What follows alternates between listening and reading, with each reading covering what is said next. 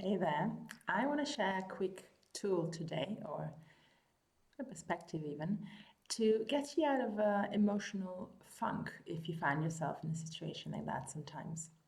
I think we all do. With the nature of the way things are, or have been in the past 18 months, probably even more so.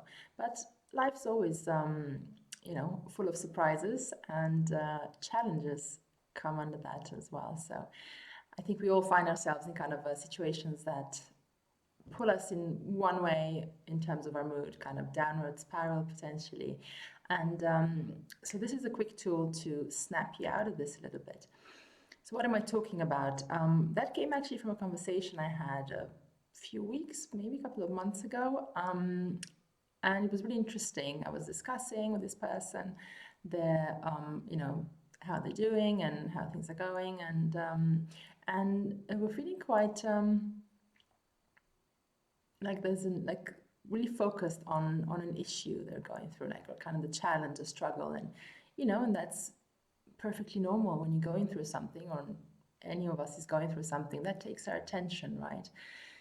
And only after the conversation, it was a friend, it wasn't like a coaching conversation or anything. So after the conversation, I was kind of reflecting on that, and it occurred to me that when we, and I've been in that myself, and when we are in this kind of negative frame of mind, so to say, where everything feels kind of gloomy, or we feel like we're struggling, like um, and kind of just really really stuck in it.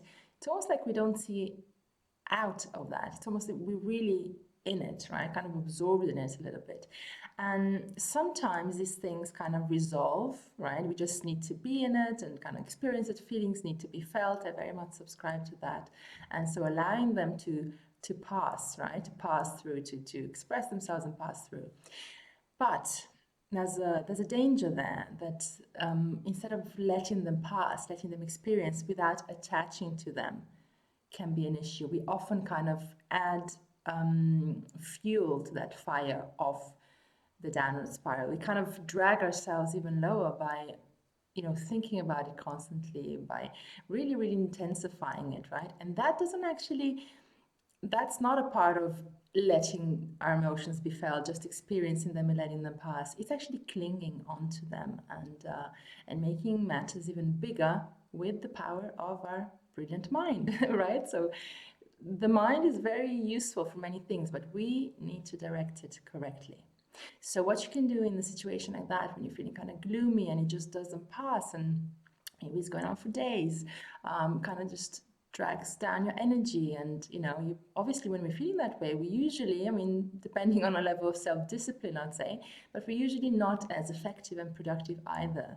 So other areas of our life feel a bit as well. So when you are in that situation, a very simple, you may call it trick or tool, or an approach, is to get curious.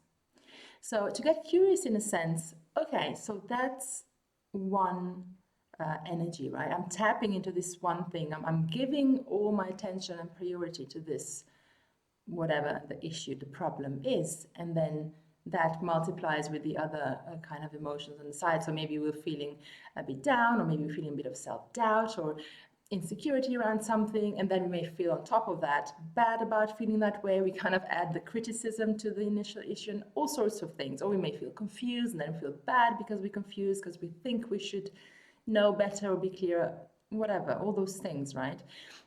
So that's how we intensify it. But that is only one side of the story, if you will. It's what we've been giving attention to. And a great question to ask is, what's on the other side? So knowing, just from the law of physics, that says something along the lines of every action has an equally powerful opposite reaction. I may have butchered that a little bit, but that's the essence of it. So that applies in so many ways. This is maybe doesn't seem like an action when you're in this kind of situation, but basically what I want to say is everything has its opposite. It's the same, I mean, in life in general, just if you look around yourself, light, darkness, right? Pain, pleasure, work and or like exertion, rest. Is the same within our personality. We have this multitude of opposites. And sure enough, when we're feeling gloomy, while that might be all that we see, actually there is always more that's available to us, always, but we are giving attention to that gloomy side. So a good question is, what's on the other side? What is on the other side? Let me have a look. I've been looking here to this gloomy thing and kind of spiraling down for so long. What's on the other side? Because if this is kind of a dark and heavy and negative, self-doubtful, self-critical, whatever it is for you, right? Kind of low energy feeling or mood or states that you've been giving priority to, kind of giving into, states and emotions, then what might be on the other side? What is the counterweight for that? And just literally, when you ask that, you're looking for that, you're opening the door for that, you're shifting your attention towards that. And when you do that, that's using your mind constructively, because your mind will find what's on the other side. And you can just imagine what's on the other side. Kind of feeling of lightness, energy, feeling of hope, confidence, curiosity, like I said, courage, what you value, things that are important to you. There's just so much good stuff there, strength, resilience, joy, love, all of those things that can literally lift you from that downward spiral and shift you out of that funk. So that's what I wanted to share, because I've used it many times and it just always works. I just need to remember to use it. So one caveat here, I wouldn't want to use this too quick. Like, when you are experiencing an emotion, it really is important to experience it. You don't want to push it away, you don't want to deny it or repress it, because that's just unhealthy. But as soon as you feel like you've given yourself some time to process that, and that is very subjective depending on what was happening, depending on how you process things, you know that best. Then if you feel this has been dragging for a bit, I think I might be intensifying it unwillingly, then you go and ask, what's on the other side? Where's all that good stuff that I also have available to me? Because you always, always do. So I hope you remember that and use it next time you need it, maybe today, maybe tomorrow. And do share with anyone you know, because it's such a simple and really effective way to use your mind to feel better.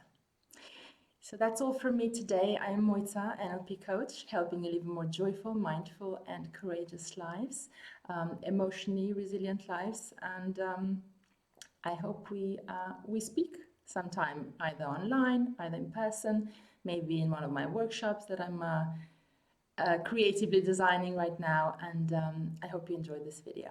Take care.